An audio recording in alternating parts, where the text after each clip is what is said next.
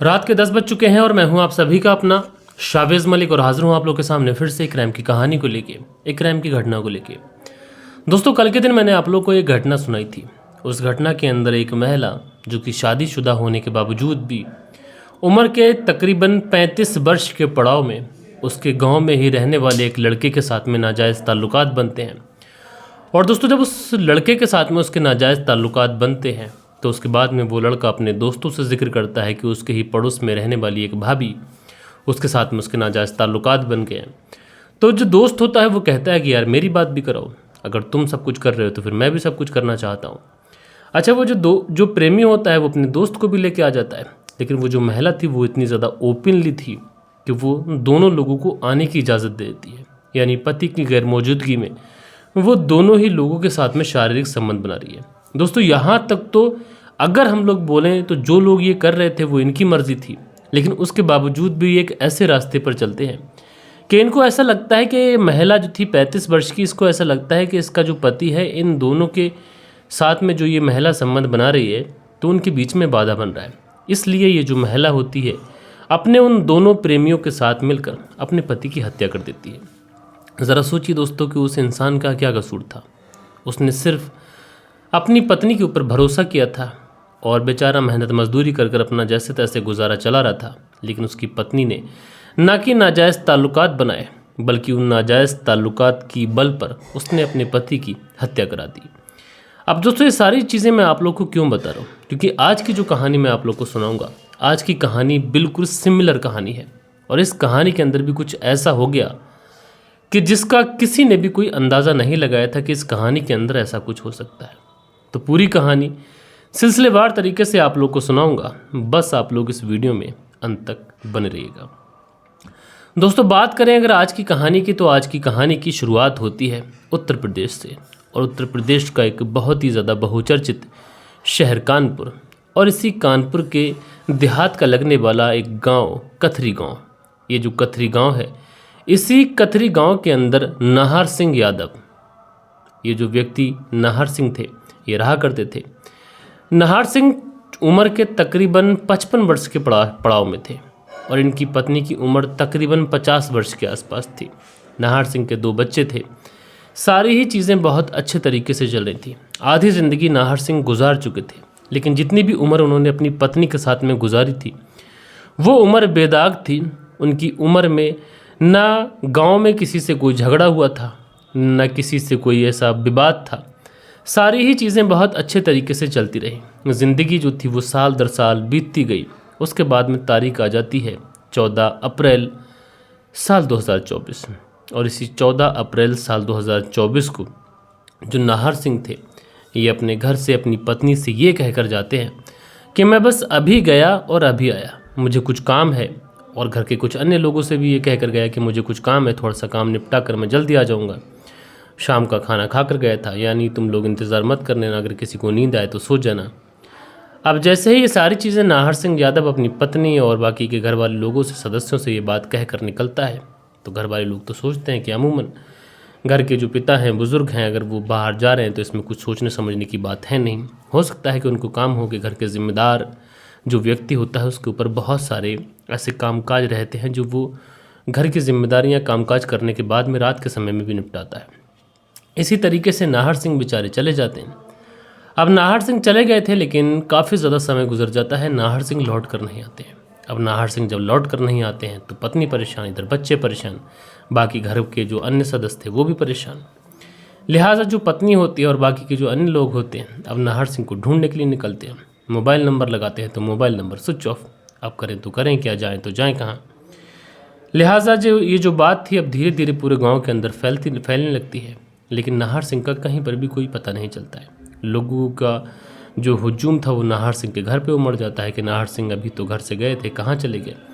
पूरी रात गांव के लोग, बस्ती के लोग, साथ के साथ नाहर सिंह के परिवार वाले जितने भी लोग थे वो नाहर सिंह को ढूंढने के लिए निकलते हैं, लेकिन दोस्तों नाहर सिंह का कहीं पर भी कोई पता नहीं चलता है। अब घर वाले तो परेशान हैं ही हैं, लेकिन नाहर सिंह के जितने भी रिश्तेदार थे वो भी परेशान हैं, मिलने वाले भी परेशान हैं, दोस्त भी परेशान हैं कि आखिर कहाँ चले गए। तमाम दोस्तों, यारों, मित्रों, दूर के रिश्तेदारों सब में कांटेक्ट कर लिया जाता है, लेकिन नाहर सिंह का कहीं पर भी कोई पता नहीं।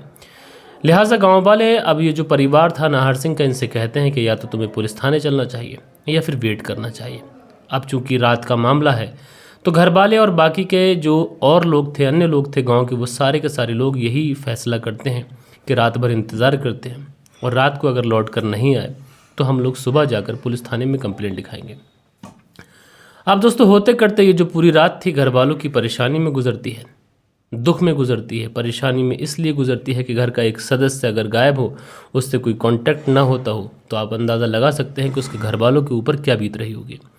लेकिन दोस्तों जैसे ही सुबह होती है, ऑलमोस्ट सुबह के 6 बजे के आसपास एक व्यक्ति भागता हुआ नाहर सिंह के घर पे आता है और कहता है कि नाहर सिंह की जो डेड बॉडी है ये खेत के पास में पड़ी हुई है। जो नहर है, पुलिया है, उसके खेत के पास में एक डेड बॉडी पड़ी हुई है और वो डेड बॉडी नाहर सिंह की है। अब जैसे ही ये बातें घर के लोग सुनते हैं, नाहर सिंह के परिवार वाले लोग सुनते हैं, सब के सब बड़ा हैरान हो जाते हैं कि ये क्या हो गया। उसके बाद में लोग भागते हैं, भागने के बाद में वहाँ पर पहुँचते। बात 100% सच थी। नाहर सिंह की किसी ने बड़ी ही बेरहमी के साथ में लाठी डंडों ईंट पत्थरों से कूट कूट कर उसकी हत्या कर दी थी। अब ये सारी चीज़ें उसके बाद में जितने भी लोग थे वहाँ पर होते करते, ये जो बात थी पूरे गांव के अंदर तो फैली जानी है। लिहाजा गांव के अंदर फैल जाती है। गांव के अंदर लोग जो थे वो थोड़ा सा परेशान होते हैं कि नाहर सिंह की ना किसी से कोई दुश्मनी, ना किसी से कोई रंजिश, ऐसा कैसे हो गया। लिहाजा वहीं से कोई व्यक्ति पुलिस को फ़ोन करता है। जब पुलिस को फ़ोन किया जाता है तो पुलिस की एक टीम जो थी वो मौके पर पहुँचती है। मौके पर पहुँचने के बाद में सबसे पहले उस डेड बॉडी को अपनी कस्टडी में लेती है। कस्टडी में लेने के बाद में डेड बॉडी को पोस्टमार्टम के लिए भेजती है। इधर डेड बॉडी को पोस्टमार्टम के लिए भेजा गया था, उधर जो पूरा क्राइम सीन पुलिस वालों ने सील किया था, उस पूरे क्राइम सीन को बहुत ही बारीकी के साथ में पुलिस वाले चेक करते हैं।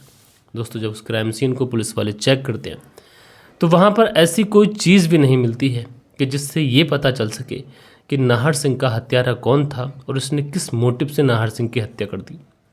लिहाजा जो पुलिस वाले थे अब नाहर सिंह के घर वालों से पूछताछ करते हैं, आस पड़ोस के लोगों से पूछताछ करते हैं, गांव वालों से पूछताछ करते हैं। सबसे पहले घर वालों के बयान लिखवा जाते हैं कि नाहर सिंह की किसी से कोई दुश्मनी, किसी से कोई रंजिश, किसी से कोई पैसों का लेन देन। तो जो घर वाले लोग होते हैं वो यही बताते हैं कि साहब नाहर सिंह की ना किसी से कोई दुश्मनी थी, ना किसी से कोई रंजिश थी, ना किसी से कोई पैसों का लेन देन, ना किसी से कोई ज़मीनी विवाद। लेकिन हाँ, एक शख्स ऐसा था जिससे नाहर सिंह की थोड़ी बहुत बनती नहीं थी, लेकिन दुश्मनी वाली कोई बात नहीं थी। अब पुलिस वाले ये पता करते हैं कि ये व्यक्ति कौन है। तो घर वाले बताते हैं कि गांव में ही रहने वाला अश्वनी नाम का ये व्यक्ति, अक्सर इसके नाहर सिंह के साथ में थोड़े से जो ताल्लुकात हैं वो ठीक नहीं चल रहे हैं। अच्छा, ये बातें पुलिस को जब पता चलती हैं तो पुलिस वाले अश्वनी से ऐसे पूछताछ तो कर नहीं सकते थे। थोड़े से पुलिस वालों को और सबूत चाहिए थे कि अगर अश्वनी का इसमें हाथ हो तो कुछ तो पुलिस को ऐसा मिले कि जिससे पुलिस अश्वनी के गिरबान तक पहुँच सके। लिहाजा पुलिस वाले अब ये पता लगाने की कोशिश करते हैं कि अश्वनी और नाहर सिंह के बीच में जो रिश्ते ख़राब थे, उन ख़राब होते हुए रिश्तों के पीछे आखिरकार वजह क्या थी। ये पुलिस ने सही नस पर हाथ रख दिया था। अब जब गांव के अंदर पुलिस वाले अपने मुखबिर एक्टिव करते हैं तो पुलिस को बड़ी ही चौंकाने वाली एक बात पता चलती है और पुलिस को ये पता चलता है कि जो अश्वनी है उसके नाहर सिंह की पत्नी के साथ में नाजायज़ ताल्लुकात थे और इसी वजह से नाहर सिंह और अश्वनी के बीच में बनती नहीं थी। लिहाजा जो पुलिस थी अब ये सारी चीज़ें नोट कर चुकी थी, लेकिन अब बारी थी नाहर सिंह की पत्नी की कॉल डिटेल निकालने की।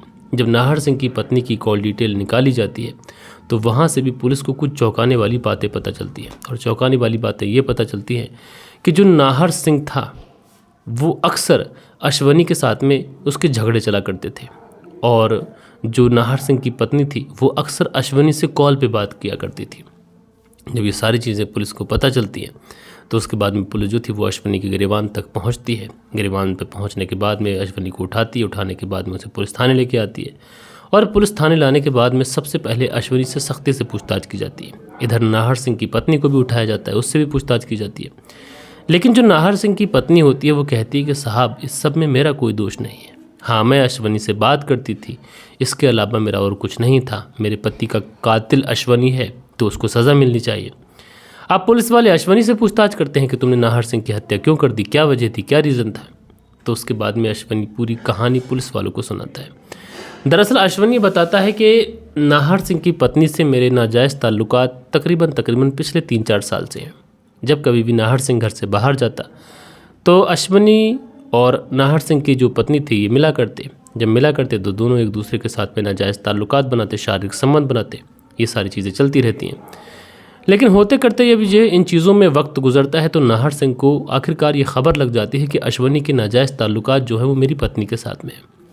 क्योंकि जो अश्वनी था उसके नाहर सिंह के यहाँ आना जाना था और गांव में अक्सर लोग एक दूसरे के यहाँ बैठने चले ही जाते हैं, इसलिए अश्वनी भी नाहर सिंह के यहाँ बैठा करता था जाकर।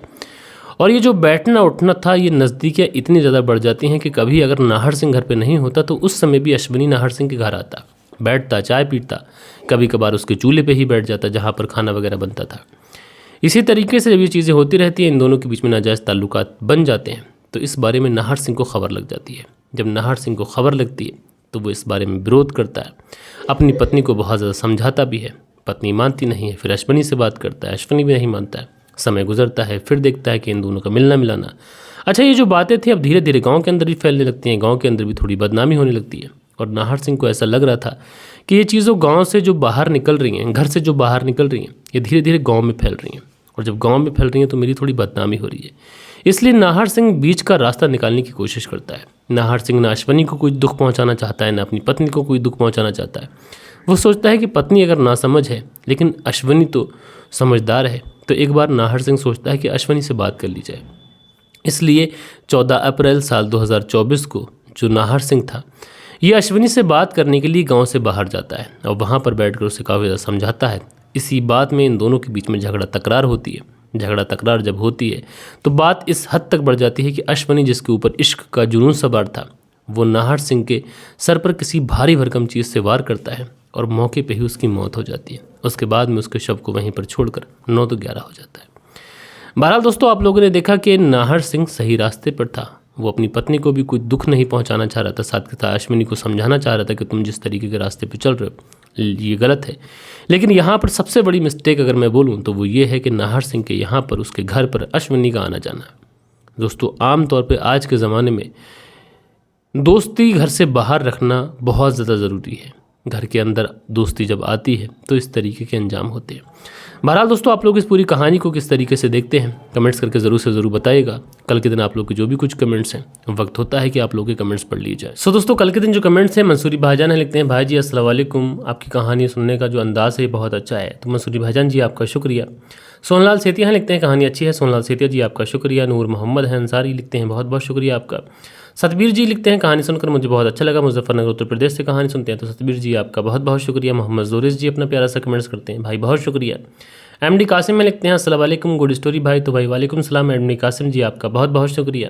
तारिक अंसारी हैं, लिखते हैं अस्सलाम वालेकुम भाई, नाइस स्टोरी। तो तारिक अंसारी जी आपका बहुत बहुत शुक्रिया, वालेकुम सलाम भाई। ए खान है, लिखते हैं सुपर स्टोरी भाई। तो ए खान जी आपका बहुत बहुत शुक्रिया। बाबूजी अंसारी हैं, लिखते हैं बहुत ही सुंदर कहानी है। मोहम्मद जीशान अंसारी, जिला हरदोई उत्तर प्रदेश से कहानी सुनते हैं। तो जीशान अंसारी जी आपका बहुत बहुत शुक्रिया। उसके बाद में राजेंद्र बीके करके आइडिया लिखते हैं nice story, miss you all. तो राजेंद्र बीकर जी आपका बहुत बहुत शुक्रिया। उसके बाद में अगला जो कमेंट्स है पीके शर्मा का है, लिखते हैं वेरी नाइस स्टोरी। तो पीके शर्मा जी आपका बहुत बहुत शुक्रिया। शाकिर हुसैन है, लिखते हैं मलिक भाई अस्सलाम वालेकुम, कहानी अच्छी है। तो शाकिर हुसैन जी वालेकुम सलाम, आपका बहुत बहुत शुक्रिया। नसीर अहमद लिखते हैं अस्सलाम वालेकुम शावेज़ भाई, एडवांस में आपको रमज़ान मुबारक और आप सबको भी जो आप कहानी सुनते हैं। तो वालेकुम सलाम नसीर अहमद जी, आपको भी मेरी तरफ से रमज़ान की बहुत बहुत बधाई हो, बहुत बहुत मुबारकबाद। देव कुमार जी हैं, लिखते हैं to explain how to feel story and voice. तो देव कुमार जी आपका बहुत बहुत शुक्रिया। मोहम्मद रहमतुल्लाह करके आइडिया लिखते हैं मलिक भाई गुड जॉब। तो मोहम्मद रहमतुल्लाह जी आपका बहुत बहुत शुक्रिया। हसीबुल अंसारी जी हार्ड बनाते हैं, बहुत शुक्रिया। नक्षत्र सिंह लिखते हैं नमस्कार मेरे छोटे भाई मलिक साहब, ये अवैध संबंधों का रिश्ता हमारे समाज को खाया जा रहा है। तो नक्षत्र सिंह जी आपका बहुत बहुत शुक्रिया। जयप्रकाश सिंह जी लिखते हैं मलिक भाई नमस्कार, आपकी जो कहानी है ये बहुत अच्छी आती है। तो जयप्रकाश सिंह जी आपका शुक्रिया। हसीबुल अंसारी अपना कमेंट्स करते हैं, बहुत शुक्रिया। जयराज हैं भिलाई छत्तीसगढ़ उत्तर प्रदेश से कहानी सुनते हैं, छत्तीसगढ़ से कहानी सुनते हैं, शुक्रिया। सुरेंद्र शर्मा श्री विजयनगर राजस्थान से कहानी सुनते हैं, भाई बहुत बहुत शुक्रिया। माजिद अंसारी लिखते हैं अस्सलाम वालेकुम। तो भाई वालेकुम सलाम। पीके शर्मा लिखते हैं सर मैं आपकी कहानी डेली सुनता हूं पर कमेंट्स नहीं कर पाता, सॉरी। तो पीके शर्मा जी आप कोशिश किया करें कि कमेंट्स करा करें। दानिश दानी हैं, लिखते हैं यूट्यूब से कितने पैसे मिलते हैं सर जी बताओ। तो दानिश दानी जी यूट्यूब से पैसे क्या ही बताऊं, 1000-2000 व्यूज़ आते हैं तो पैसों के लिए तो काम हो ही नहीं रहा है। जो मेरा पहला चैनल था उस पर लाखों में अर्निंग होती थी, लेकिन इस चैनल पर उतनी नहीं है क्योंकि व्यूज़ आप देखते हैं 1000-2000 ही आते हैं। तो 1000-2000 पे 5-6 हज़ार पर $1 यानी 80 रुपीज़ बनते हैं, समझ जाइएगा। उसके बाद में शांता मैंने सिन्हा लिखते हैं आपकी कहानी सुनकर मुझे बहुत अच्छा लगा। मैं पायल से सुन रहे हों। तो बहन आपका बहुत बहुत शुक्रिया। आसिफुल अंसारी हैं, लिखते हैं अस्सलाम वालेकुम मेरे छोटे भाई, नाइस स्टोरी, इसमें गलती सिर्फ औरत की है और किसी की नहीं, उसको ऐसा नहीं करना चाहिए था। आसिफुल अंसारी जी आपने बहुत अच्छी बात कही, आपका शुक्रिया। गंगा गंगा है, लिखते हैं औरतों को शर्म आनी चाहिए इस तरीके का काम करते हुए। सुल्त्यागी जी हैं, बुलंदशहर से कहानी सुनते हैं, शुक्रिया। ए चौधरी जी हैं, लिखते हैं ऐसा लगता है कि देश में धर्मों की चिंता खाई जा रही है और इंसान जो है वो अपनों का कत्ल करता चला जा रहा है। हसीबुल अंसारी हैं, लिखते हैं मलिक भाई, मलिहाबाद की मेरी ससुराल है और रहीमाबाद की। तो हसीबुल अंसारी जी आपने बताया, आपका बहुत बहुत शुक्रिया। बालिश बिहारी हैं, लिखते हैं मलिक साहब जी नमस्कार सर जी, आजकल जो पति पत्नी की हवस के लिए अपने पति को ही मरवा देती हैं, मारने वाले को पता नहीं कि प्रशासन मुझे छोड़ेगा नहीं। बहुत अच्छी बात कही आपने बालिश बिहारी जी, आपका बहुत बहुत शुक्रिया। रिजवान अंसारी लिखते हैं वेरी नाइस कहानी, पीके शर्मा जी हार्ट बनाते हैं, धीरज जी हार्ट बनाते हैं, भाई आपका बहुत बहुत शुक्रिया। सो दोस्तों ये कुछ प्यारे प्यारे कमेंट्स थे जो कल के दिन आप लोगों ने किए थे। आशा करता हूँ कि आज की जो कहानी है वो आप लोग को ज़रूर से ज़रूर पसंद आई होगी, और कहानी पसंद आई हो तो एक लाइक करिएगा। और दोस्तों आज के दिन मैं बहुत ज़्यादा थका हुआ था, इसलिए तो आपके कमेंट्स जो थे बहुत जल्दी जल्दी में पड़े और कहानी भी जल्दी जल्दी में सुनाई है। लेकिन जैसा कि मैंने आप लोगों को बताया था कि घर में थोड़ा सा काम चल रहा है इंटीरियर का, तो वो काम ऑलरेडी फिनिश हो चुका है। उसके बाद में जो यहाँ पे थोड़ा सा तुम्हें सामान बहुत ज़्यादा रखा हुआ दिख रहा है, ये बाहर चला जाएगा और अपना कमरा पहले की तरह हो जाएगा। बहरहाल दोस्तों ये थी कहानी, ये थे आप लोग के प्यारे प्यारे कमेंट्स। मिलते हैं कल के दिन, अपना ख्याल रखिएगा। जय हिंद, जय भारत।